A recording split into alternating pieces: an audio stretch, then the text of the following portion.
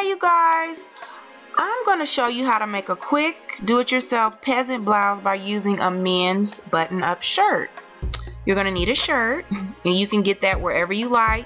I got mine at a discount clothing store for like $5, and you know the quality of those clothes isn't the best, so the shirt's kind of thin, which is good because you want the shirt to be a little flowy so it appears to be more feminine. And you're gonna need some scissors, some elastic, and some lace that I don't have pictured, but I'll show you what I used it for in a later clip. You're gonna need to leave the shirt buttoned up and straightened out as much as possible, because you're gonna cut the collar of the shirt. You're gonna cut the collar and a little bit of the shoulder part. You're gonna cut it off. So button your shirt up and straighten it out as much as you can so the cut will be even. Here I'll show you how I cut it. I measured maybe 1.5 inches to 2 inches down from the collar and made a little mark on each side and use that as a guide to cut the circle. You do not want it too wide because when you make your casing, the opening is going to get wider, so you don't want it to be too wide. The sleeves, I'm just showing you what the sleeves of this particular shirt looks like. Pretty much the same as any shirt, but you know there's an opening right there under the button. You're gonna cut straight across both those sleeves to cut the top of the sleeve part off. I'll show you here.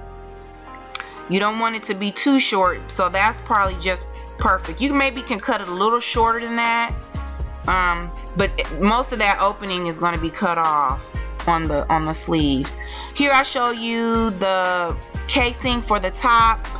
I used 1 inch elastic for the top of the blouse, and I just show you how I pinned it, and I'm ready to sew the casing so I can thread the elastic through. Here I'm showing you the sleeve. I did the same thing, made a casing. I used 1/4 inch elastic for the sleeve. I think 1 inch might have been a little bit too big, so, and make sure you leave an opening on the sleeve to thread the elastic through.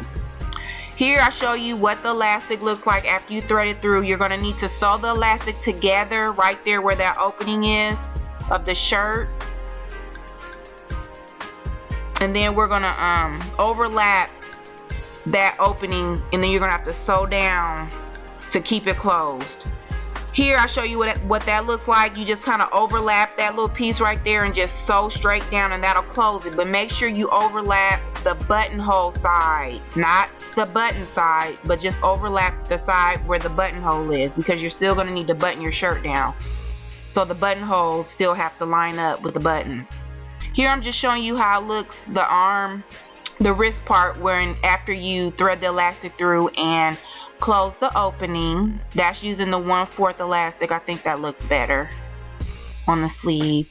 Here's the lace I use. Actually it's eyelet, but I wanted it a little wider. They didn't have it. This is 1.5 inches wide, which it turned out okay, but I did want it a little wider because I wanted the shirt, you know, to have a little bit, the collar part to be a little more flowy and wide, but they didn't have any wider lace available. This is the finished shirt. You see where I sewed the eyelet around the sleeves and the top portion of the shirt, and it is an off the shoulder shirt. I mean, you can wear either or because I didn't make this opening so big. See, I just kind of have it off one shoulder, but you could wear it up if you don't want to wear it off the shoulder. And that's it, you guys. Any questions? I know this was kind of fast, but any questions you have, leave them in the comment section. Thanks for watching.